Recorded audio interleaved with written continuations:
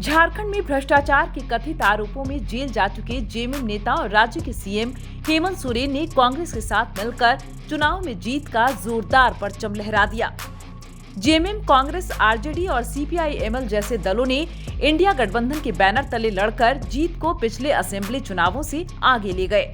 इन चुनावों में जहां एक ओर हेमंत का जलवा बरकरार दिखा और जमीन पर आदिवासी अस्मिता, मैया सम्मान और हेमंत सोरेन की पत्नी कल्पना सोरेन फैक्टर काम करता दिखा, वहीं बीजेपी की तरफ से घुसपैठ, जनसांख्यिकी में बदलाव और हिंदू मुस्लिम का मुद्दा काम नहीं करता दिखा। झारखंड में पहली बार कोई सरकार सत्ता विरोधी माहौल के बावजूद प्रचंड बहुमत से सत्ता में वापसी कर रही है। झारखंड के चुनाव में सीएम हेमंत सोरेन और उनकी पत्नी कल्पना सोरेन एक बड़े फैक्टर के तौर पर उतरे, जहां आदिवासियों में हेमंत सोरेन का जेल जाना मुद्दा बड़ा बनता दिखाई दिया। वहीं बीजेपी ने जोर शोर से हेमंत सोरेन को लेकर भ्रष्टाचार का मुद्दा उठाया। लोगों के बीच यह मुद्दा चर्चा में दिखा, लेकिन जमीन पर इसे लोगों ने खास महत्व नहीं दिया। इससे उलट जेएमएम बीजेपी नीति केंद्र सरकार के खिलाफ झारखंड की अनदेखी, उसके हक का पैसा न दिए जाने का मुद्दा उठाती रही। इस चुनाव में कल्पना सोरेन एक बड़ा फैक्टर बनकर सामने आई, जहां उन्होंने पूरे चुनाव में 150 से ज्यादा रैलियां, सभाएं और रोड शो किए। कल्पना के प्रति युवाओं और महिलाओं में जबरदस्त क्रेज दिखा।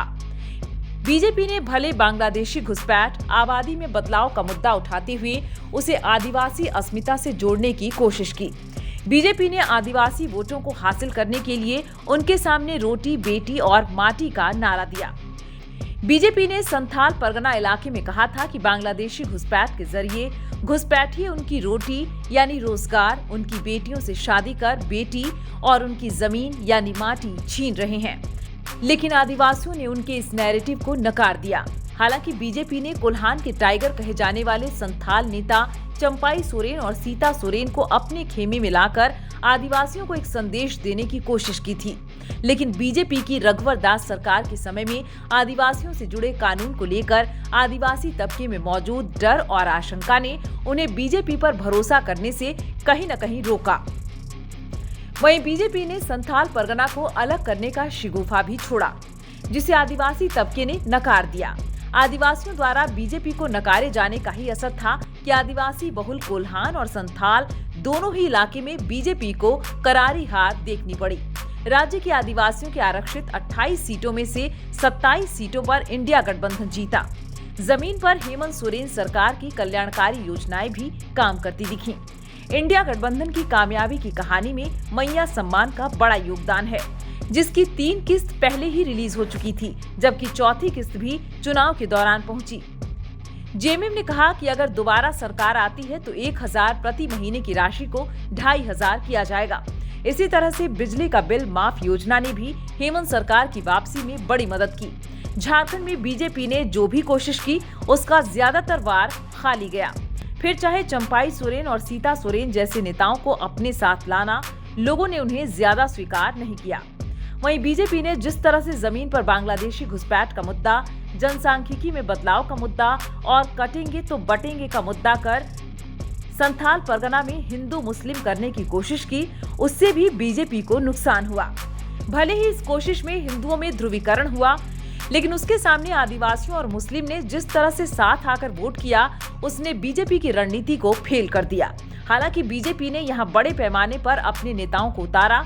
यूपी के सीएम योगी से लेकर असम के सीएम हेमंत बिस्वा शर्मा और मध्य प्रदेश के पूर्व सीएम शिवराज सिंह चौहान को उतारा। उनकी मौजूदगी, उनकी रणनीति और उनके बनाए आक्रामक नैरेटिव ने झारखंड की सरल जनता को अपने भीतर सिमटने और चुपचाप अपना फैसला सुनाने पर मजबूर कर दिया। इसी का नतीजा था कि संथाल परगना में 18 सीटों में से बीजेपी सिर्फ 1 सीट निकाल पाई।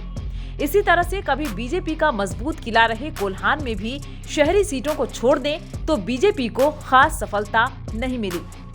इस चुनाव में जिस तरह से कांग्रेस में आपसी रार और गुटबाजी दिख रही थी, चुनाव से ऐन पहले प्रदेश अध्यक्ष का बदलाव होना जैसे कई विपरीत हालातों के बावजूद जेएमएम और इंडिया गठबंधन के पक्ष में बने माहौल ने कांग्रेस को अपना पिछला प्रदर्शन बनाए रखने में मदद की।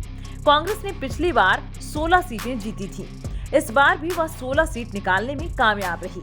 हालांकि कई सीटों पर कांग्रेस के स्थानीय विधायकों के खिलाफ माहौल दिखा, जिसके चलते उसे झरिया, जमशेदपुर वेस्ट जैसी कुछ सीटें गंवानी पड़ी, लेकिन कांग्रेस ने उसकी भरपाई दूसरी सीटें निकालकर कर ली।